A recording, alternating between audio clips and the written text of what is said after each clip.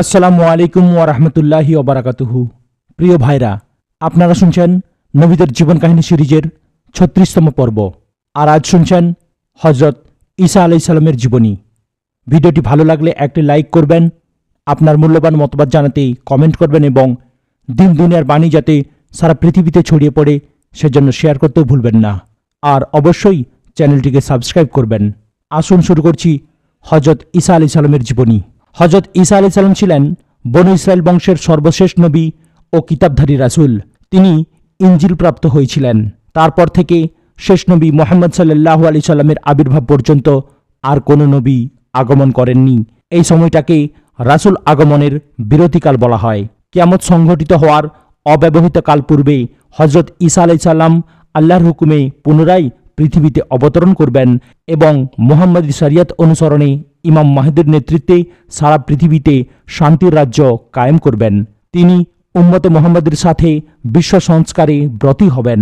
তাই তার সম্পর্কে সঠিক ও বিস্তৃত ধারণা দেওয়া অত্যন্ত জরুরি বিবেচনা করে আল্লাহ পাক শেষ নবী মুহাম্মদ সাল্লাল্লাহু আলাইহি সাল্লামের মাধ্যমে বিশ্ববাসীকে জানিয়ে দিয়েছেন। উল্লেখ্য যে মুসা আলাইহিস সালামের অনুসারী হওয়ার দাবিদার ইহুদিরা তাকে নবী বলেই স্বীকার করেনি। অত্যন্ত লজ্জাস্করভাবে তারা তাকে জনৈক ইউসুফ মিস্ত্রির জারজ সন্তান বলে আখ্যায়িত করেছে। নাউজুবিল্লাহ। অন্যদিকে ঈসা আলাইহিস সালামের ভক্ত ও অনুসারী হওয়ার দাবিদার খ্রিস্টানরা বাড়াবাড়ি করে তাকে আল্লাহর পুত্র বানিয়েছে। বরং তৃত্ববাদী খ্রিস্টানরা তাকে সরাসরি আল্লাহ সাব্যস্ত করেছে এবং বলেছে যে তিনি হলেন তিন আল্লাহর একজন, অর্থাৎ ঈসা, মারিয়াম ও আল্লাহ প্রত্যেকেই আল্লাহ, এবং তারা এটাকে বুদ্ধি বহির্ভূত সত্য বলে ক্ষান্ত হয়েছে। অথচ এরূপ ধারণা পোষণকারীদের আল্লাহ দ্ব্যর্থহীনভাবে কাফের বলে ঘোষণা করেছেন। কুরআন তার সম্পর্কে সঠিক তথ্য উপস্থাপন করেছে। আমরা এখন সেদিকে মনোনিবেশ করব। উল্লেখ্য যে হযরত ঈসা আলাইহিস সালাম সম্পর্কে পবিত্র কুরআনের মোট 15টি সূরায় 98টি আয়াতে বর্ণিত হয়েছে। ঈসার মা ও নানী। ঈসা আলাইহিস সালামের আলোচনা করতে গেলে তার মা ও নানির আলোচনা আগে করে নিতে হয়, কারণ তাদের ঘটনাবলীর সাথে ঈসার জীবনের গভীর যোগসূত্র রয়েছে। পূর্ববর্তী পয়গম্বরগণের শরিয়াতে প্রচলিত ইবাদত পদ্ধতির মধ্যে আল্লাহর নামে সন্তান উৎসর্গ করার রেওয়াজও চালু ছিল। এসব উৎসর্গিত সন্তানদের পার্থিব কোনো কাজকর্মে নিযুক্ত করা হতো না। এ পদ্ধতি অনুযায়ী ঈসার নানী অর্থাৎ ইমরানের স্ত্রী নিজের গর্ভস্থ সন্তান সম্পর্কে মানত করলেন যে তাকে বিশেষভাবে আল্লাহর ঘর বাইতুল মুকাদ্দাসের খিদমতে নিয়োজিত করা হবে। তিনি ভেবেছিলেন যে পুত্র সন্তান হবে, কিন্তু যখন তিনি কন্যা সন্তান প্রসব করলেন তখন আক্ষেপ করে বললেন, হে আল্লাহ, আমি কন্যা প্রসব করেছি। সূরা আলে ইমরান আয়াত নম্বর 36। অর্থাৎ একে দিয়ে তো আমার মানত পূর্ণ হবে না। কিন্তু আল্লাহর ইচ্ছা ছিল অন্যরূপ। তিনি উক্ত কন্যাকেই কবুল করে নেন। বস্তুত তিনিই ছিলেন মারিয়াম বিনতে ইমরান, যিনি ঈসা আলাইহিস সালামের কুমারী মাতা ছিলেন। রাসূলুল্লাহ সাল্লাল্লাহু আলাইহি সাল্লাম যাকে জান্নাতের শ্রেষ্ঠ 4 জন মহিলার অন্যতম হিসাবে বর্ণনা করেছেন। যেমন তিনি বলেন, জান্নাতবাসী মহিলাগণের মধ্যে সেরা হলেন 4 জন: খাদিজা বিনতে খুয়াইলিদ, ফাতেমা বিনতে মুহাম্মদ, মারিয়াম বিনতে ইমরান এবং আসিয়া বিনতে মুজাহিম, যিনি ফেরাউনের স্ত্রী ছিলেন। মারিয়ামের জন্ম ও লালন পালন। মারিয়ামের জন্ম ও লালন পালন সম্পর্কে আল্লাহ বলেন, যখন ইমরানের স্ত্রী বলল, হে আমার প্রভু, আমার গর্ভে যা রয়েছে তাকে আমি তোমার নামে উৎসর্গ করলাম সবার কাছ থেকে মুক্ত হিসাবে, অতএব আমার পক্ষ থেকে তুমি তাকে কবুল করে নাও। নিশ্চয়ই তুমি সর্বশ্রোতা ও সর্বজ্ঞ। সূরা আলে ইমরান আয়াত নম্বর 35। অতঃপর সে যখন তাকে প্রসব করল তখন বলল, হে প্রভু, আমি তো কন্যা সন্তান প্রসব করেছি, অথচ আল্লাহ ভালো করেই জানেন সে কি প্রসব করেছে। আল্লাহ সান্ত্বনা দিয়ে বললেন, এই কন্যার মতো কোনো পুত্রই যে নেই, আর আমি তার নাম রাখলাম মারিয়াম। মারিয়ামের মা দোয়া করে বলল, হে আল্লাহ, আমি তাকে ও তার সন্তানদেরকে তোমার আশ্রয়ে সমর্পণ করছি অভিশপ্ত শয়তানের কবল হতে। আল্লাহ বলেন, অতঃপর তার প্রভু তাকে উত্তমভাবে গ্রহণ করে নিলেন এবং তাকে প্রবৃদ্ধি দান করলেন, সুন্দর প্রবৃদ্ধি, আর তিনি তাকে জাকারিয়া তত্ত্বাবধানে সমর্পণ করলেন। অতঃপর ঘটনা হলো এই যে যখনই জাকারিয়া মেহরাবের মধ্যে তার কাছে আসতেন তখন কিছু খাদ্য দেখতে পেতেন। তিনি জিজ্ঞেস করতেন, মারিয়াম, এসব কোথা থেকে তোমার কাছে এলো? মারিয়াম বলতো, এসব আল্লাহর নিকট থেকে আসে। নিশ্চয়ই আল্লাহ যাকে ইচ্ছা বেহিসাব রিজিক দান করে থাকেন। সূরা আলে ইমরান আয়াত নম্বর 35 থেকে 37। উল্লেখ্য যে আল্লাহর নামে উৎসর্গিত সন্তান পালন করাকে তখনকার সময়ে খুবই পুণ্যের কাজ মনে করা হতো। আর সে কারণে মারিয়ামকে প্রতিপালনের দায়িত্ব নেওয়ার জন্য রীতিমতো প্রতিযোগিতা শুরু হয়ে যায়। ফলে লটারির ব্যবস্থা করা হয় এবং আল্লাহর ইচ্ছায় তাঁর বয়োবৃদ্ধ নবী হজরত জাকারিয়া আলাইহিস সালাম মারিয়ামের দায়িত্বপ্রাপ্ত হন। সূরা আলে ইমরান আয়াত নম্বর 44। ঈসার জন্ম ও লালন পালন। এভাবে মেহরাবে অবস্থান করে মারিয়াম বাইতুল মুকাদ্দাসের খিদমত করতে থাকেন। সম্মানিত নবী ও মারিয়ামের বয়োবৃদ্ধ খালু জাকারিয়া আলাইহিস সালাম সর্বদা তাকে দেখাশোনা করতেন। মেহরাবের উত্তর পূর্ব দিকে সম্ভবত খেজুর বাগান ও ঝর্ণাধারা ছিল, যেখানে মারিয়াম পর্দা টাঙিয়ে মাঝে মধ্যে পায়চারি করতেন। অভ্যাস মতো তিনি উক্ত নির্জন স্থানে একদিন পায়চারি করছিলেন। এমন সময় হঠাৎ মানুষের বেশে সেখানে জিবরাইল আলাইহিস সালাম উপস্থিত হলেন। স্বাভাবিকভাবেই তাতে মারিয়াম ভীত হয়ে পড়েন। এ বিষয়ে কুরআনী বর্ণনা নিম্নরূপ: হে মুহাম্মদ, আপনি এই কিতাবে মারিয়ামের কথা বর্ণনা করুন, যখন সে তার পরিবারের লোকজন হতে পৃথক হয়ে পূর্ব দিকে এক স্থানে আশ্রয় নিল। অতঃপর সে তাদের থেকে আড়াল করার জন্য পর্দা টাঙিয়ে নিল। অতঃপর আমরা তার নিকটে আমাদের রূহ অর্থাৎ জিবরিলকে প্রেরণ করলাম। সে তার কাছে গিয়ে পূর্ণাঙ্গ মানবাকৃতিতে আত্মপ্রকাশ করল। মারিয়াম বলল, আমি তোমার থেকে করুণাময় আল্লাহর আশ্রয় প্রার্থনা করছি, যদি তুমি আল্লাহ ভীরু হও। সে বলল, আমি তো কেবল তোমার প্রভুর প্রেরিত, এই জন্য যে আমি তোমাকে একটি পবিত্র পুত্র সন্তান দান করে যাব। মারিয়াম বলল, কিভাবে আমার পুত্র সন্তান হবে, অথচ কোনো মানুষ আমাকে স্পর্শ করেনি এবং আমি ব্যভিচারিণী নই? সে বলল, এভাবেই হবে। তোমার পালনকর্তা বলেছেন, এটা আমার জন্য সহজ ব্যাপার এবং আমরা তাকে অর্থাৎ ঈসাকে মানবজাতির জন্য একটা নিদর্শন ও আমাদের পক্ষ হতে বিশেষ অনুগ্রহ রূপে পয়দা করতে চাই। তাছাড়া এটা পূর্ব থেকেই নির্ধারিত বিষয়। সূরা মারিয়াম আয়াত নম্বর 16 থেকে 21। অতঃপর জিবরিল মারিয়ামের মুখে অথবা তার পরিহিত জামায় ফুঁক মারলেন এবং তাতেই তার গর্ভসঞ্চার হল। সূরা আম্বিয়া আয়াত নম্বর 91, সূরা তাহরিম আয়াত নম্বর 12। অন্য আয়াতে একে আল্লাহর কালেমা কুন অর্থাৎ হও বলা হয়েছে। সূরা আলে ইমরান আয়াত নম্বর 45।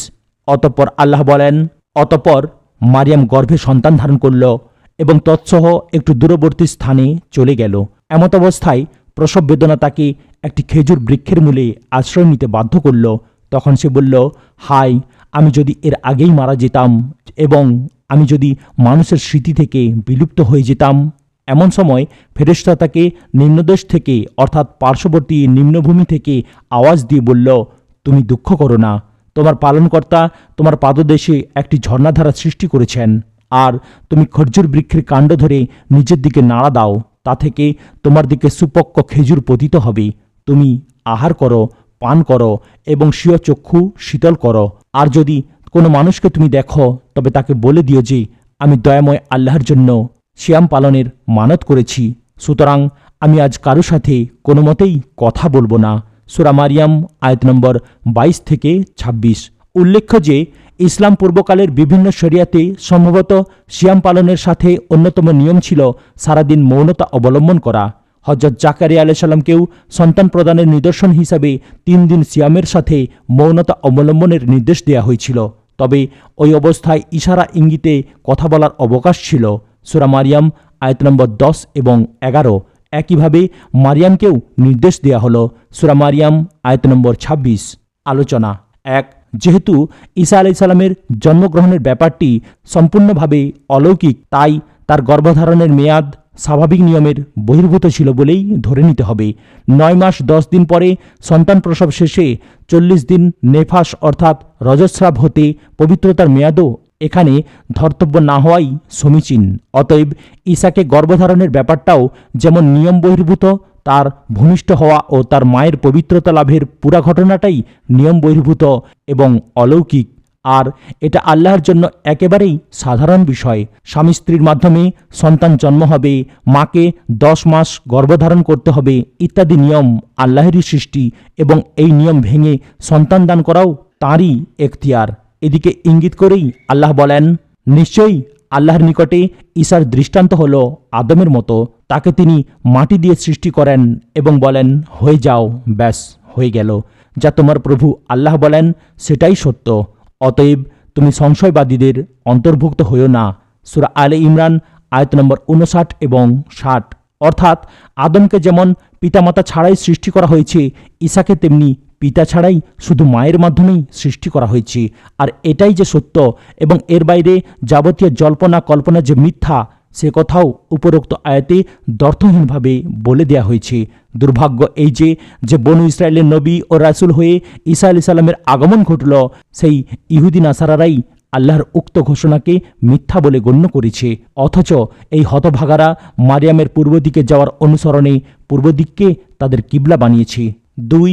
এখানে আরেকটি বিষয় লক্ষণীয় যে মারিয়ামকে খেজুর গাছের কাণ্ড ধরে নাড়া দিতে বলা হয়েছে, যাতে সুপক্ক খেজুর নিচে পতিত হয়। এটাতে বোঝা যায় যে ওটা ছিল তখন খেজুর পাকার মৌসুম, অর্থাৎ গ্রীষ্মকাল। আর খ্রিস্টানরা কথিত যীশু খ্রিস্টের জন্মদিন তথা তাদের ভাষায় এক্সমাস ডে বা বড়দিন উৎসব পালন করে থাকে শীতকালে 25শে ডিসেম্বর তারিখে। অথচ এর কোনো ভিত্তি তাদের কাছে নেই।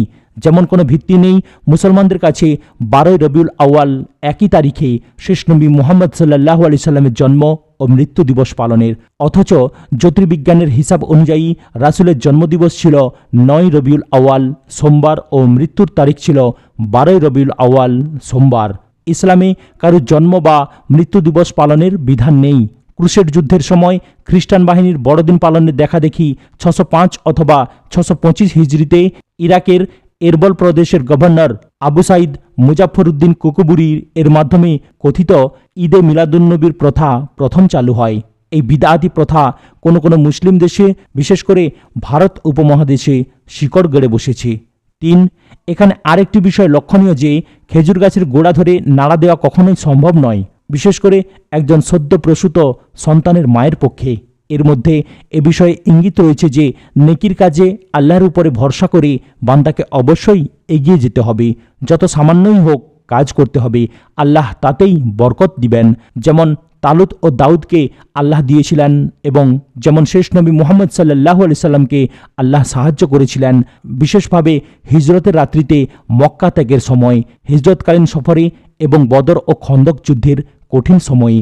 অতএব আমরা ধরে নিতে পারি যে মারিয়ামের গর্ভধারণ, সন্তান প্রসব ও প্রসব পরবর্তী পবিত্রতা অর্জন সবই ছিল অলৌকিক এবং সবই অত্যন্ত দ্রুত সময়ের মধ্যে সম্পন্ন হয়। এর পরের ঘটনা আমরা সরাসরি কুরআন থেকে বিবৃত করব। আল্লাহ বলেন, অতঃপর মারিয়াম তার সন্তানকে নিয়ে তার সম্প্রদায়ের কাছে উপস্থিত হল। তারা বলল, হে মারিয়াম, তুমি একটা আশ্চর্য বস্তু নিয়ে এসেছ। হে হারুনের বোন, তোমার পিতা কোনো অসৎ ব্যক্তি ছিলেন না, কিংবা তোমার মাতাও কোনো ব্যভিচারিণী মহিলা ছিলেন না। সূরা মারিয়াম আয়াত নম্বর 27 এবং 28। কওমের লোকদের এ ধরনের কথা ও সন্দেহের জবাবে নিজে কিছু না বলে বিবি মারিয়াম তার সদ্য প্রসূত সন্তানের দিকে ইশারা করলেন, অর্থাৎ এ কথার জবাব সেই দিবে, কেননা সে আল্লাহর দেয়া এক অলৌকিক সন্তান, যা কওমের লোকেরা জানে না। আল্লাহ বলেন, অতঃপর মারিয়াম ঈসার দিকে ইঙ্গিত করল। তখন লোকেরা বলল, কোলের শিশুর সাথে আমরা কিভাবে কথা বলবো? ঈসা তখন বলে উঠল, আমি আল্লাহর দাস। তিনি আমাকে কিতাব ইনজিল প্রদান করেছেন এবং আমাকে নবী করেছেন। আমি যেখানেই থাকি তিনি আমাকে বরকতময় করেছেন। তিনি আমাকে জোরালো নির্দেশ দিয়েছেন যতদিন জীবিত থাকি ততদিন সালাত ও জাকাত আদায় করতে এবং আমার মায়ের অনুগত থাকতে। আল্লাহ আমাকে উদ্ধত ও হতভাগা করেননি। আমার প্রতি শান্তি যেদিন আমি জন্মগ্রহণ করেছি, যেদিন আমি মৃত্যুবরণ করব এবং যেদিন জীবিত পুনরুত্থিত হব। সূরা মারিয়াম আয়াত নম্বর 29 থেকে 33। ঈসার উপরোক্ত বক্তব্য শেষ করার পর সংশয়কারী ও বিতর্কবাদী লোকদের উদ্দেশ্য করে আল্লাহ বলেন, ইনি হলেন মারিয়াম পুত্র ঈসা। আর এটাই হলো সত্য কথা যা উপরে বর্ণিত হয়েছে, যে বিষয়ে লোকেরা অহেতুক বিতর্ক করে থাকে। আল্লাহ এমন নন যে তিনি সন্তান গ্রহণ করবেন, যেমন অতিভক্ত খ্রিস্টানরা বলে থাকে যে ঈসা আল্লাহর পুত্র। তিনি মহাপবিত্র। যখন তিনি কোনো কাজ করার সিদ্ধান্ত নেন তখন বলেন, হও, ব্যাস হয়ে যায়। ঈসা আরও বলল, নিশ্চয়ই আল্লাহ আমার পালনকর্তা এবং তোমাদের পালনকর্তা। অতএব তোমরা তার ইবাদত করো। মনে রেখো, এটাই হলো সরল পথ। সূরা মারিয়াম আয়াত নম্বর 34 থেকে 36। কিন্তু সদ্যপ্রসূত শিশু ঈসার মুখ দিয়ে অনুরূপ সারগর্ভ কথা শুনেও কি কওমের লোকেরা আশ্বস্ত হতে পেরেছিল? কিছু লোক আশ্বস্ত হলেও অনেকে পারেনি। তারা নানা বাজে কথা রটাতে থাকে। তাদের ওইসব বাকবিতণ্ডার প্রতি ইঙ্গিত করেই পরবর্তী আয়াতে আল্লাহ বলেন, অতঃপর তাদের মধ্যকার বিভিন্ন দল বিভিন্ন মত ও পথে বিভক্ত হয়ে গেল, দুনিয়াতে যার শেষ হবে না। অতএব কিয়ামতের মহাদিবস আগমনকালে অবিশ্বাসী কাফিরদের জন্য ধ্বংস। সেদিন তারা চমৎকারভাবে শুনবে ও দেখবে, যেদিন তারা সবাই আমাদের কাছে আগমন করবে। কিন্তু আজ জালেমরা প্রকাশ্য বিভ্রান্তিতে রয়েছে। সূরা মারিয়াম আয়াত নম্বর 37 এবং 38। মারিয়ামের সতীত্ব সম্পর্কে আল্লাহর সাক্ষ্য। আল্লাহ পাক নিজেই মারিয়ামের সতীত্ব সম্পর্কে সাক্ষ্য দিয়ে বলেন, তিনি দৃষ্টান্ত বর্ণনা করেন ইমরান তনয়া মারিয়ামের, যে তার সতীত্ব বজায় রেখেছিল। অতঃপর আমি তার মধ্যে আমার পক্ষ হতে রূহ ফুঁকে দিয়েছিলাম এবং সে তার পালনকর্তার বাণী ও কিতাবসমূহকে সত্যে পরিণত করেছিল এবং সে ছিল বিনয়ীদের অন্যতম। সূরা তাহরিম আয়াত নম্বর 12। মারিয়ামের বৈশিষ্ট্যসমূহ। 1, তিনি ছিলেন বিশ্ব নারী সমাজের শীর্ষস্থানীয়া এবং আল্লাহর মনোনীত ও পবিত্র ব্যক্তিত্ব। সূরা আলে ইমরান আয়াত নম্বর 42। 2, তিনি ছিলেন সর্বদা আল্লাহর উপাসনায় রত, বিনয়ী, রুকুকারিণী ও সিজদাকারিণী। সূরা আলে ইমরান আয়াত নম্বর 43। 3, তিনি ছিলেন সতী সাধ্বী এবং আল্লাহর আদেশ ও বাণীসমূহের বাস্তবায়নকারিণী। সূরা তাহরিম আয়াত নম্বর 12। 4, আল্লাহ নিজেই তার নাম রাখেন মারিয়াম। সূরা আলে ইমরান আয়াত নম্বর 36। অতএব তিনি ছিলেন অতীব সৌভাগ্যবতী। শিক্ষণীয় বিষয়সমূহ। 1, মারিয়াম ছিলেন তার মায়ের মানতের সন্তান এবং তার নাম আল্লাহ নিজে রেখেছিলেন। 2, মারিয়ামের মা দোয়া করেছিলেন এই মর্মে যে, আমি তাকে ও তার সন্তানদেরকে আল্লাহর আশ্রয়ে সমর্পণ করছি অভিশপ্ত শয়তানের কবল হতে, এবং আল্লাহ সে দোয়া কবুল করেছিলেন উত্তম রূপে। অতএব মারিয়াম ও তার পুত্র ঈসার পবিত্রতা সম্পর্কে কোনরূপ সন্দেহের অবকাশ নেই। 3, মারিয়াম আল্লাহর ঘর বাইতুল মুকাদ্দাসের খিদমতে রত ছিলেন এবং তাকে আল্লাহর পক্ষ হতে বিশেষ ফল ফলাদির মাধ্যমে খাদ্য পরিবেশন করা হতো। সূরা আলে ইমরান আয়াত নম্বর 37। এতে বোঝা যায় যে পবিত্র আত্মা মহিলাগণ মসজিদের খিদমত করতে পারেন এবং আল্লাহ তার নেককার বান্দাদের জন্য যে কোনো স্থানে খাদ্য পরিবেশন করে থাকেন। 4, মারিয়ামের গর্ভধারণ ও ঈসার জন্মগ্রহণ ছিল সম্পূর্ণরূপে অলৌকিক ঘটনা। আল্লাহ পাক নিয়মের স্রষ্টা এবং তিনি নিয়মের ভঙ্গকারী। তাকে কোনো বিষয়ে বাধ্য করার মতো কেউ নেই। তিনি পিতামাতা ছাড়াই আদমকে সৃষ্টি করেছেন, অতঃপর পিতা ছাড়াই শুধু মাতার মাধ্যমে ঈসাকে সৃষ্টি করেছেন। তিনি যা খুশি তাই করতে পারেন। 5, ঈসার জন্ম গ্রীষ্মকালে হয়েছিল, খেজুর পাকার মৌসুমে। খ্রিস্টানদের মধ্যে প্রচলিত ধারণা মতে 25শে ডিসেম্বরের প্রচণ্ড শীতের সময় নয়।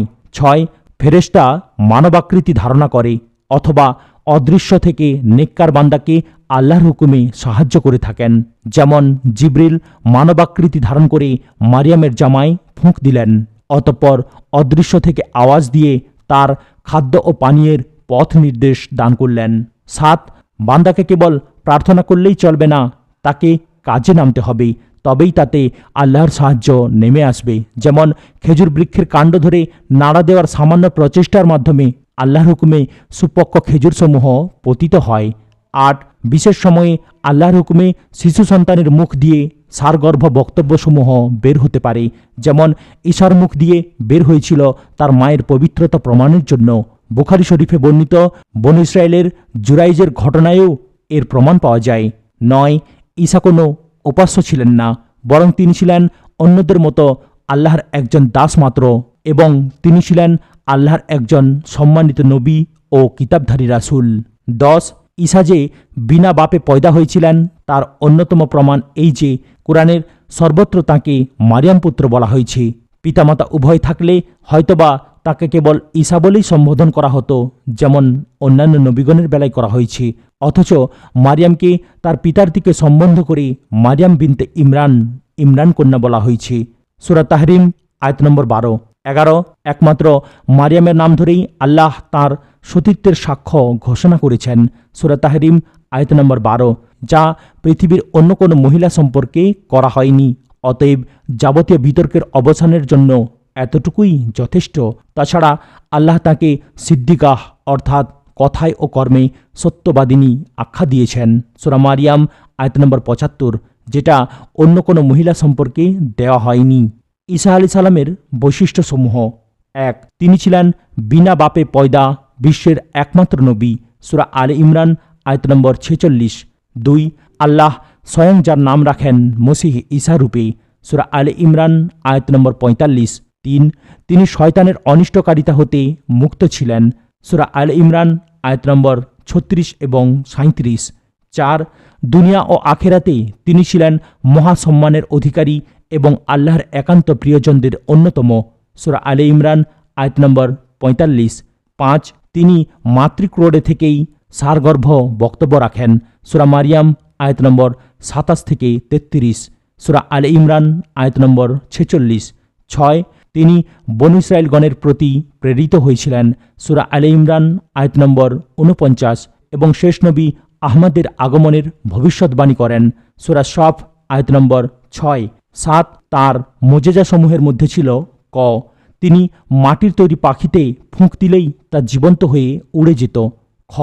তিনি জন্মান্ধকে চক্ষুষ্মান ও কুষ্ঠরোগীকে সুস্থ করতে পারতেন। গ. তিনি মৃতকে জীবিত করতে পারতেন। ঘ. তিনি বলে দিতে পারতেন মানুষ বাড়ি থেকে যা খেয়ে আসে এবং যা সে ঘরে সঞ্চিত রেখে আসে। সূরা আলে ইমরান আয়াত নম্বর ৪৯ এবং সূরা মায়দাহ আয়াত নম্বর ১১০। ৮. তিনি আল্লাহর কিতাব ইনজিল প্রাপ্ত হয়েছিলেন এবং পূর্ববর্তী গ্রন্থ তাওরাতের সত্যায়নকারী ছিলেন। তবে তাওরাতে হারামকৃত অনেক বিষয়কে তিনি হালাল করেন। সূরা আলে ইমরান আয়াত নম্বর ৫০। ৯. তিনি ইহুদি চক্রান্তের শিকার হয়ে সরকারি নির্যাতনের সম্মুখীন হন, ফলে আল্লাহ তাকে সশরীরে আসমানে উঠিয়ে নেন। সূরা আলে ইমরান আয়াত নম্বর ৫২, ৫৪ এবং ৫৫। সূরা নিসা আয়াত নম্বর ১৫৮। শত্রুরা তাঁরই মতো আরেকজনকে সন্দেহবশে শুলে চড়িয়ে হত্যা করে এবং তারা নিশ্চিতভাবেই ঈসাকে হত্যা করেনি। সূরা নিসা আয়াত নম্বর ১৫৭। ১০. তিনি একমাত্র নবী যাকে আল্লাহ জীবিত অবস্থায় দুনিয়া থেকে আসমানে উঠিয়ে নিয়েছেন এবং কিয়ামতের প্রাক্কালে তিনি পুনরায় সশরীরে দুনিয়াতে অবতরণ করবেন এবং দাজ্জাল, ক্রুশ, শুকর প্রভৃতি ধ্বংস করবেন।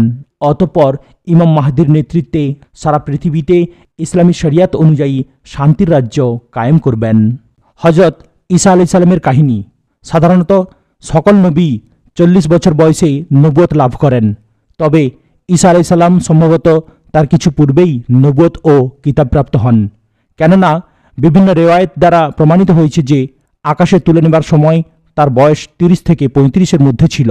তিনি যৌবনে আকাশে উত্তোলিত হয়েছিলেন এবং প্রৌঢ় বয়সে পুনরায় দুনিয়ায় ফিরে এসে মানুষকে তাওহীদের দাওয়াত দিবেন। ঈসা আলাইহিস সালামের দাওয়াত: ঈসা আলাইহিস সালাম নবুয়ত লাভ করার পর স্বীয় কওমকে প্রধানত নিম্নোক্ত ৭টি বিষয়ে দাওয়াত দিয়ে বলেন: ইসরায়েলগণ, আমি তোমাদের নিকটে আগমন করেছি ১. আল্লাহর রাসূল হিসাবে, ২. আমার পূর্ববর্তী তাওরাত কিতাবের সত্যায়নকারী হিসাবে এবং ৩. আমার পরে আগমনকারী রাসূলের সুসংবাদ দানকারী হিসাবে, যার নাম হবে আহমদ। সূরা সফ আয়াত নম্বর ৬। তিনি বললেন: ৪. নিশ্চয়ই আল্লাহ আমার পালনকর্তা এবং তোমাদের পালনকর্তা, অতএব তোমরা তাঁর ইবাদত করো, এটাই সরল পথ। সূরা মারিয়াম আয়াত নম্বর ৩৬। তিনি বললেন: আমার আনিত এ কিতাব অর্থাৎ ইনজিল পূর্ববর্তী কিতাব তাওরাতকে সত্যায়ন করে এবং এজন্য যে ৫. আমি তোমাদের জন্য হালাল করে দেব কোনো বস্তু যা তোমাদের জন্য হারাম ছিল, আর ৬. আমি তোমাদের নিকটে এসেছি তোমাদের পালনকর্তার নিদর্শন সহ, অতএব ৭. তোমরা আল্লাহকে ভয় করো এবং আমার আনুগত্য করো। সূরা আলে ইমরান আয়াত নম্বর ৫০। এটার ব্যাখ্যা এসেছে অন্য আয়াতে যে বস্তুত ইহুদিদের পাপের কারণে আমরা তাদের উপরে হারাম করেছিলাম বহু পবিত্র বস্তু যা তাদের জন্য হালাল ছিল। এটা ছিল ১. আল্লাহর পথে তাদের অধিক বাধা দানের কারণে এবং এ কারণে যে ২.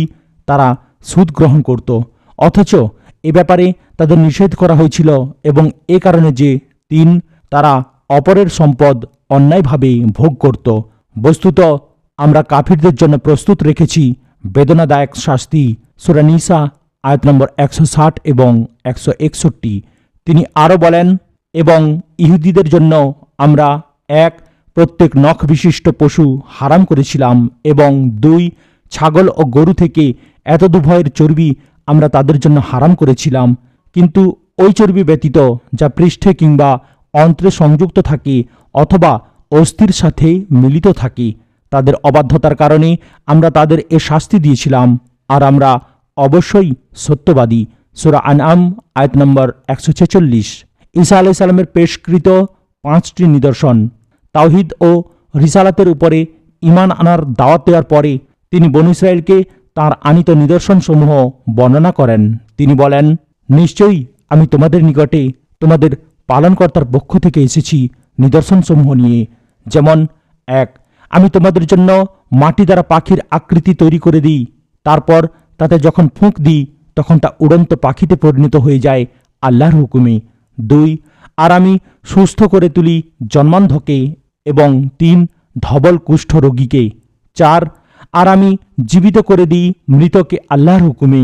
5, আমি তোমাদেরকে বলে দিই যে তোমরা খেয়ে আসো এবং যা তোমরা ঘরে রেখে আসো, এতে প্রকৃষ্ট নিদর্শন রয়েছে যদি তোমরা বিশ্বাসী হও। সূরা আলে ইমরান আয়াত নম্বর 49। উল্লেখ্য যে যখন যে দেশে যে বিষয়ের আধিক্য ও উৎকর্ষ থাকে তখন সেই দেশে সেই বিষয়ে সর্বোচ্চ ব্যুৎপত্তি সহ নবী প্রেরণ করা হয়। যেমন মুসার সময় মিশরে ছিল জাদুবিদ্যার প্রাদুর্ভাব, ফলে আল্লাহ তাঁকে লাঠির মোজেজা দিয়ে পাঠালেন।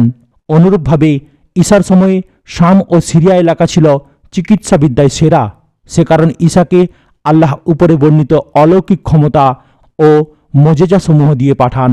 যেমন শেষ নবী মুহাম্মদ সাল্লাল্লাহু আলাইহি সাল্লামের সময়ে আরবরা ভাষা ও সাহিত্যের সর্বোচ্চ অলঙ্কারে ভূষিত ছিল, ফলে কুরআন তাদের সামনে হতবুদ্ধিকারী মোজেজা রূপে নাজিল হয়, যাতে আরবের স্বনামখ্যাত কবিরা মাথা নোয়াতে বাধ্য হয়। দাওয়াতের ফলশ্রুতি। ঈসা আলাইহিস সালামের মোজেজাসমূহ দেখে এবং তার মুখ নিঃসৃত তাওহীদের বাণী শুনে গরিব শ্রেণীর কিছু লোক তাঁর প্রতি আকৃষ্ট হলেও দুনিয়াদার সমাজ নেতারা তাঁর প্রতি বিরূপ হয়ে ওঠে, কারণ তাওহীদের সাম্য বাণী সমাজের কায়েমি স্বার্থবাদী নেতাদের স্বার্থেই প্রথম আঘাত হেনে থাকে। শয়তান তাদেরকে কুমন্ত্রণা দেয়, ফলে তারা ঈসা আলাইহিস সালামের বিরোধিতায় লিপ্ত হয়।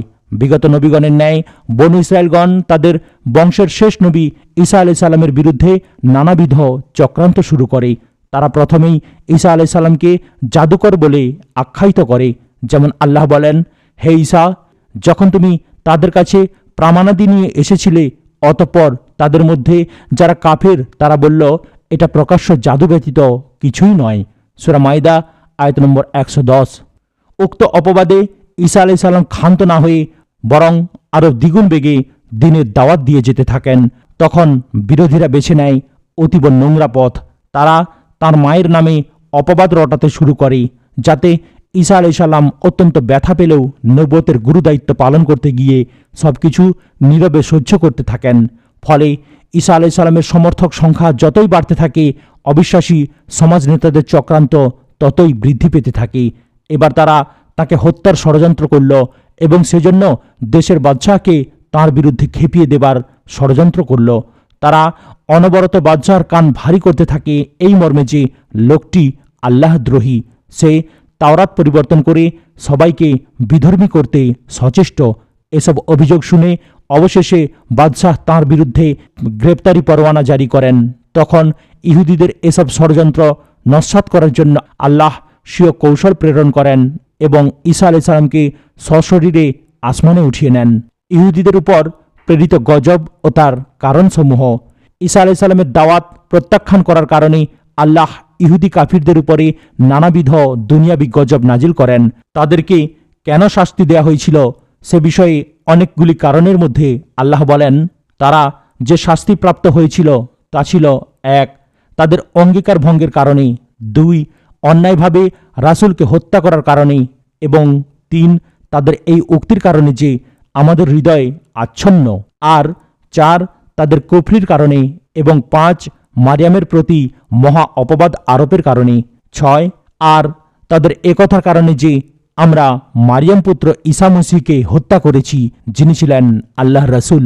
অথচ তারা না তাকে হত্যা করেছিল, না শুলে চড়িয়েছিল, বরং তাদের জন্য ধাঁধার সৃষ্টি করা হয়েছিল।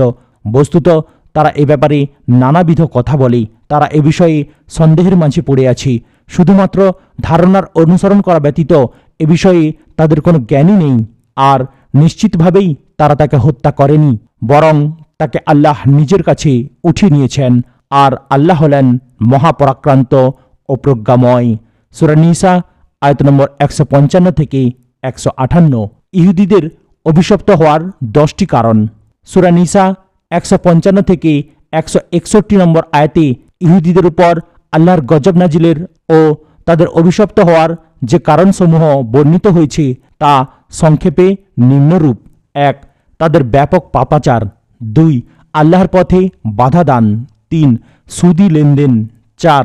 অপরের সম্পদ অন্যায়ভাবে ভক্ষণ। 5. অঙ্গীকার ভঙ্গ করা। 6. নবীগণকে হত্যা করা। 7. আল্লাহর পথে আগ্রহী না হওয়া এবং অজুহাত দেয়া যে আমাদের হৃদয় আচ্ছন্ন। 8. কুফরি করা। 9.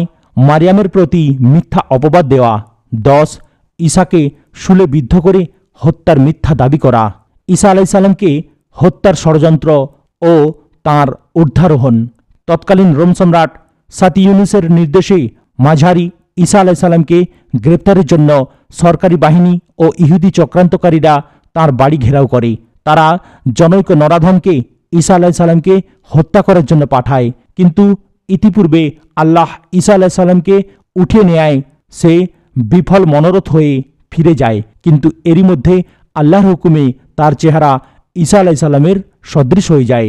ফলে ইহুদিরা তাকেই ঈসা ভেবে শুলে বিদ্ধ করে হত্যা করে। ইহুদি নাসারারা কেবল সন্দেহের বশবর্তী হয়েই নানা কথা বলে এবং ঈসাকে হত্যা করার মিথ্যা দাবি করে।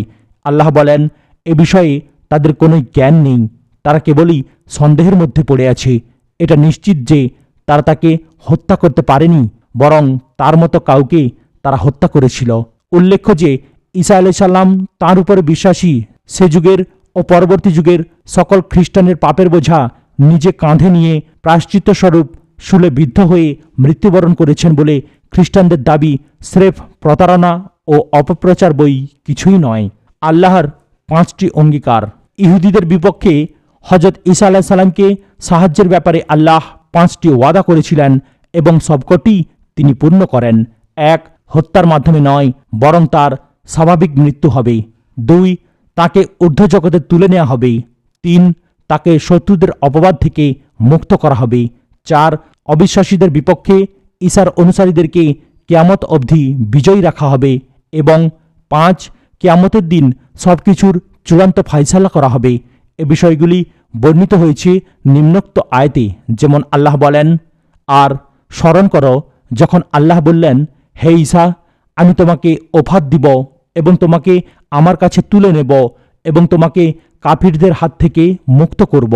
আর যারা তোমার অনুসরণ করবে তাদেরকে কিয়ামত পর্যন্ত কাফিরদের বিরুদ্ধে বিজয়ী করে রাখব। অতঃপর তোমাদের সবাইকে আমার কাছে ফিরে আসতে হবে, তখন আমি তোমাদের মধ্যকার বিদায়ের বিষয়ে ফায়সালা করে দেব। সূরা আলে ইমরান আয়াত নম্বর 55। উক্ত আয়াতে বর্ণিত আমি তোমাকে ওফাত দিব, ওফাত অর্থ পুরোপুরি নেয়া। মৃত্যুকালে মানুষের আয়ু পূর্ণ হয় বলে একে ওফাত বলা হয়। রূপক অর্থে নিদ্রা যাওয়াকেও ওফাত বা মৃত্যু বলা হয়। যেমন আল্লাহ বলেন, আল্লাহ মানুষের প্রাণ নিয়ে নেন তার মৃত্যুকালে, আর যে মরে না তার নিদ্রাকালে। সূরা জুমার আয়াত নম্বর 42।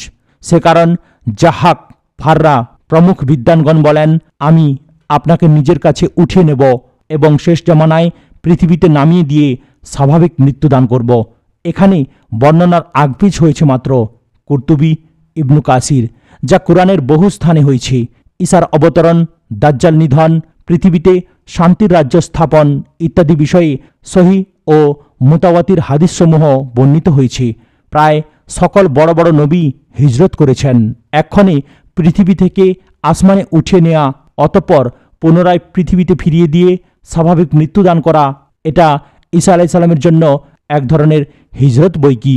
পার্থক্য এই যে অন্যান্য নবীগণ দুনিয়াতেই এক স্থান থেকে অন্য স্থানে হিজরত করেছেন। পক্ষান্তরে ঈসা আলাইসাল্লাম দুনিয়া থেকে আসমানে হিজরত করেছেন, অতঃপর আসমান থেকে দুনিয়াতে ফিরে আসবেন। আল্লাহ সর্বাধিক অবগত এবং তিনি সকল ক্ষমতার অধিকারী। অতঃপর ঈসার অনুসারীদের কিয়ামত অবধি বিজয় রাখার অর্থ ইমানি বিজয়, এবং সেটি ঈসা আলাইসাল্লামের ভবিষ্যৎবাণী অনুযায়ী শেষ নবী মুহাম্মদ সাল্লাল্লাহু আলাইহি সাল্লামের অনুসারীদের মাধ্যমেই সম্পন্ন হয়েছে। ইমানি বিজয়ের সাথে সাথে রাজনৈতিক ও অর্থনৈতিক বিজয় যেমন খেলাফত যুগে হয়েছে, ভবিষ্যতে আবারও সেটা হবে। এমনকি কোনো বস্তি ঘরেও ইসলামের বিজয় নিশান উড়তে বাকি থাকবে না। সবশেষে কিয়ামত প্রাককালে ঈসা ও মাহদীর নেতৃত্বে বিশ্বব্যাপী রাজনৈতিক বিজয় সংঘটিত হবে এবং সারা পৃথিবী শান্তির রাজ্যে পরিণত হবে। হাওয়ারি কারা? পারিভাষিক অর্থে ঈসা আলাইহিস সালামের খাঁটি অনুসারী, শীর্ষস্থানীয় ভক্ত ও সাহায্যকারী ব্যক্তিগণকে হাওয়ারি বলা হতো। কেউ বলেছেন যে নাবাত্তি ভাষায় হাওয়ারি অর্থ ধোপা। ঈসার খাঁটি অনুসারীগণ ধোপা ছিলেন, যারা কাপড় ধৌত করতেন। পরে তারা ওই নামেই পরিচিত হন, অথবা এজন্য তাদের উপাধি হাওয়ারি ছিল যে তারা সর্বদা সাদা পোশাক পরিধান করতেন। কোনো তাফসিরবিদ তাঁদের সংখ্যা 12 জন বলেছেন। ঈসা আলাইহিস সালামের ভক্ত সহচরগণকে যেমন হাওয়ারি বলা হয়, শেষ নবী মুহাম্মদ সাল্লাল্লাহু আলাইহি সাল্লামের ভক্ত সহচরগণকে তেমনি সাহাবী বলা হয়। আবিধানিক অর্থে সাহাবী অর্থ সাথী বা সহচর হলেও পারিভাষিক অর্থে রাসূল সাল্লাল্লাহু আলাইহি সাল্লাম ব্যতীত অন্যদের সাথীগণকে সাহাবী বলা হয় না, কেননা এই পরিভাষাটি কেবল ওই সকল পবিত্রাত্মা ব্যক্তিগণের জন্যই সৃষ্টি হয়েছে। অবশ্য হাওয়ারি শব্দটি কোনো সময় শুধু সাহায্যকারী বা আন্তরিক বন্ধু অর্থেও ব্যবহৃত হয়। যেমন রাসূলুল্লাহ সাল্লাল্লাহু আলাইহি সাল্লাম একদা বলেন, প্রত্যেক নবীর একজন হাওয়ারি অর্থাৎ খাঁটি সহচর থাকে, তেমনি আমার হাওয়ারি হল জুবাইর। ঈসা আলাইহিস সালাম যখন বনু ইসরায়েলের স্বার্থবাদী নেতাদের বিরোধিতা ও চক্রান্ত বুঝতে পারলেন, তখন নিজের একনিষ্ঠ সাথীদের বাছাই করার প্রয়োজনীয়তা উপলব্ধি করলেন এবং সবাইকে ডেকে জিজ্ঞেস করলেন, তোমাদের মধ্যে আমার সত্যিকারের ভক্ত ও অনুসারী কারা? এ কথাটি কোরআনে বর্ণিত হয়েছে নিম্নোক্তভাবে। যখন ঈসা বনু ইসরায়েলের কুফরি অনুধাবন করলেন, তখন বললেন, কারা আছো আল্লাহর পথে আমাকে সাহায্যকারী? তখন হাওয়ারিগণ বলল, আমরাই আল্লাহর পথে আপনার সাহায্যকারী। আমরা আল্লাহর উপরে ঈমান এনেছি, আপনি সাক্ষ্য থাকুন যে আমরা সবাই আত্মসমর্পণকারী। হে আমাদের পালনকর্তা, আমরা সেই সব বিষয়ের উপরে বিশ্বাস স্থাপন করেছি যা তুমি নাজিল করেছ, এবং আমরা রাসূলের অনুসারী হয়েছি। অতএব তুমি আমাদেরকে মান্যকারীদের তালিকাভুক্ত করে নাও। সূরা আলে ইমরান আয়াত নম্বর 52 এবং 53। অন্যত্র এসেছে এভাবে, হে বিশ্বাসীগণ, তোমরা আল্লাহর সাহায্যকারী হয়ে যাও। যেমন মারিয়াম তনয় ঈসা হাওয়ারিদের বলেছিল, কে আছো আল্লাহর জন্য আমাকে সাহায্যকারী? হাওয়ারিরা বলেছিল, আমরাই আল্লাহর সাহায্যকারী। অতঃপর বনু ইসরায়েলের একটি দল বিশ্বাস স্থাপন করল এবং অন্য দল প্রত্যাখ্যান করল।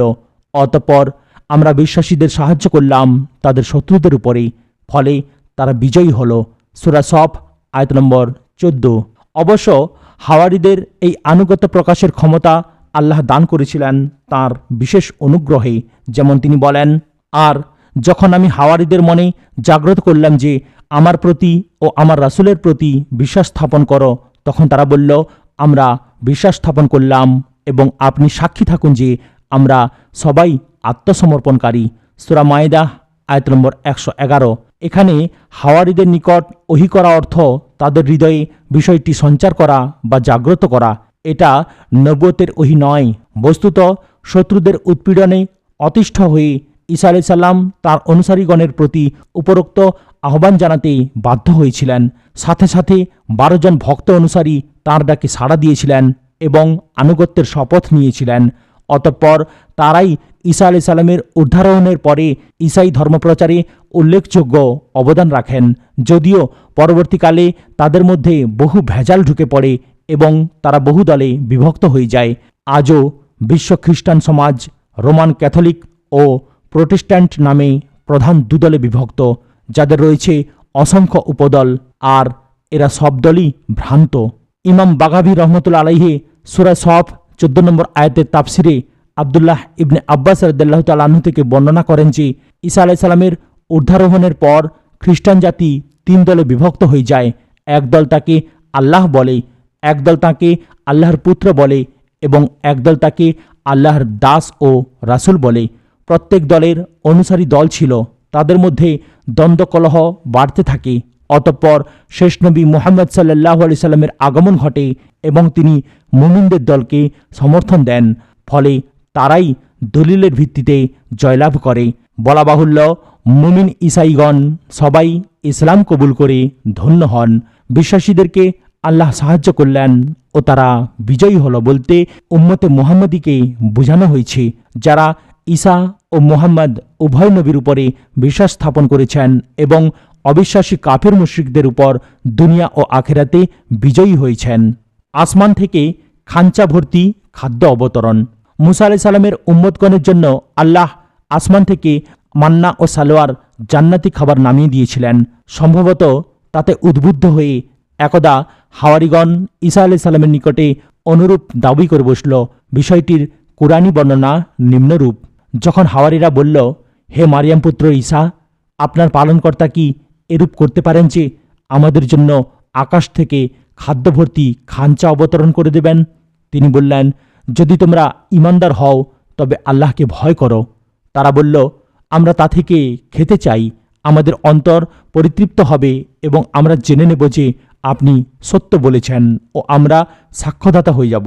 তখন মারিয়াম তনয় ঈসা বলল, হে আল্লাহ, হে আমাদের পালনকর্তা, আমাদের প্রতি আসমান থেকে খাদ্যভর্তি খাঞ্চা অবতীর্ণ করুন, তা আমাদের জন্য তথা আমাদের প্রথম ও পরবর্তী সবার জন্য আনন্দোৎসব হবে এবং আপনার পক্ষ হতে একটি নিদর্শন হবে।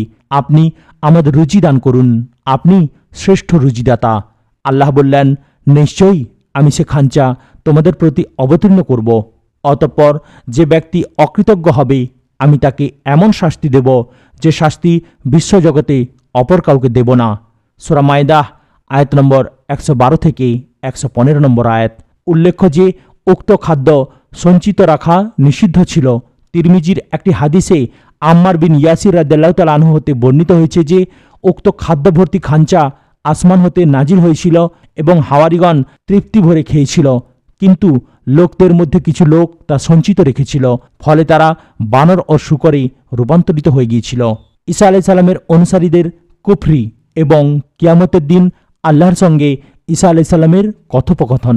ঈসা আলাইহিস সালামের ঊর্ধ্বারোহণের ফলে ঈসাইদের মধ্যে যে আকীদাগত বিভ্রান্তি দেখা দেয় এবং তারা যে কুফরিতে লিপ্ত হয় সে বিষয়ে আল্লাহ কিয়ামতের দিন ঈসাকে জিজ্ঞাসাবাদ করবেন। যেমন আল্লাহ বলেন, যখন আল্লাহ বলবেন, হে মরিয়ম তনয় ঈসা, তুমি কি লোকদের বলেছিলে যে তোমরা আল্লাহকে ছেড়ে আমাকে ও আমার মাতাকে উপাস্য সাব্যস্ত করো?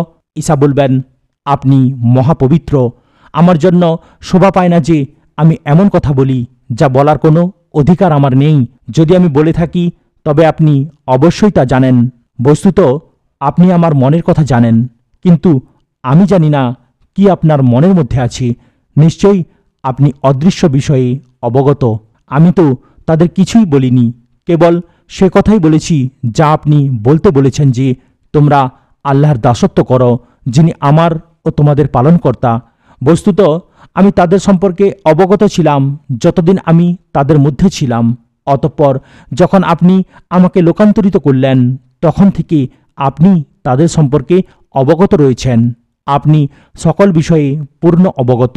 এক্ষণে যদি আপনি তাদেরকে শাস্তি দেন তবে তারা আপনার দাস, আর যদি আপনি তাদের ক্ষমা করেন তবে আপনি পরাক্রান্ত ও মহাবিজ্ঞ।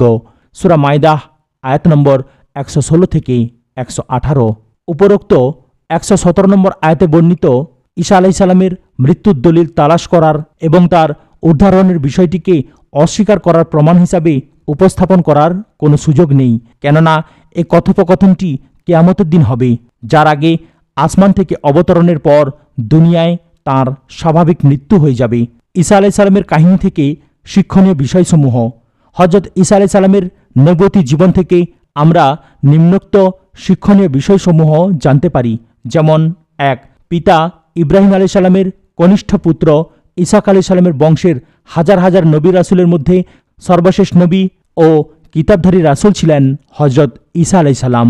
তাঁর পূর্বেকার সকল নবী এবং তিনি নিজে শেষ নবী মুহাম্মদ সাল্লাল্লাহু আলাইহি সাল্লাম সম্পর্কে ভবিষ্যৎবাণী করে গেছেন, যিনি ইব্রাহিম আলাইহিস সালামের জ্যেষ্ঠ পুত্র, ইসমাইল আলাইহিস সালামের বংশের একমাত্র নবী এবং সর্বশেষ ও সর্বশ্রেষ্ঠ রাসূল। ঈসা আলাইহিস সালাম পর্যন্ত সকল নবী ও রাসূল বনু ইসরাইল তথা স্ব গোত্রের প্রতি আগমন করলেও শেষ নবী মুহাম্মদ সাল্লাল্লাহু আলাইহি সাল্লাম প্রেরিত হয়েছিলেন বিশ্ব মানবতার প্রতি বিশ্ব নবী হিসাবে। অতএব ঈসা আলাইহিস সালামের প্রতিশ্রুত শেষ নবী আহমদ বা মুহাম্মাদের অনুসারী উম্মতে মুহাম্মাদী হল ঈসা আলাইহিস সালামের প্রকৃত অনুসারী ও প্রকৃত উত্তরসূরি, নামধারী খ্রিস্টানরা নয়। 2. মুজেজা প্রদর্শনের মাধ্যমে বিরোধী পক্ষকে ভয় দেখানো যায় বা চুপ করানো যায়, কিন্তু হেদায়েতের জন্য আল্লাহর রহমত আবশ্যক। যেমন ঈসা আলাইহিস সালামকে যে মুজেজা দেয়া হয়েছিল সে ধরনের মুজেজা অন্য কোনো নবীকে দেয়া হয়নি। এমনকি তার জন্মটাই ছিল এক জীবন্ত মুজেজা, কিন্তু তা সত্ত্বেও শত্রুরা হেদায়েত লাভ করেনি। 3. সবকিছু মানবীয় জ্ঞান দ্বারা পরিমাপ করা যায় না, বরং সর্বদা এলাহী সিদ্ধান্তের প্রতি বিশ্বাসী ও আকাঙ্ক্ষী থাকতে হয়, যেমন মারিয়াম ও তৎপুত্র ঈসার জীবনের প্রতিটি ঘটনায় প্রমাণিত হয়েছে। 4. যারা নিঃস্বার্থভাবে সমাজের কাজ করেন ও পরকালীন মঙ্গলের পথ প্রদর্শন করেন, স্বার্থপর ও দুনিয়া পূজারী সমাজ নেতারা তাদের শত্রু হয় এবং পদে পদে বাধা দেয়, কিন্তু সাথে সাথে একদল নিঃস্বার্থ সহযোগীও তারা পেয়ে থাকেন, যেমন ঈসা আলাইহিস সালাম পেয়েছিলেন। 5. দুনিয়াবী সংঘাতে দুনিয়াদারদের পার্থিব বিজয় হলেও চূড়ান্ত বিচারে তাদের পরাজয় হয় এবং তারা ইতিহাসে সর্বাধিক নিন্দিত ব্যক্তিতে পরিণত হয়। পক্ষান্তরে নবী ও সমাজ সংস্কারকগণ নির্যাতিত হলেও চূড়ান্ত বিচারে তারাই বিজয়ী হন এবং সারা বিশ্ব তাদেরই ভক্ত ও অনুসারী হয়। ঈসা আলাইহিস সালামের জীবন তারই অন্যতম প্রকৃষ্ট প্রমাণ। আজ এখানেই ঈসা আলাইহিস সালাম তথা নবীদের জীবন কাহিনী সিরিজ সমাপ্ত হলো।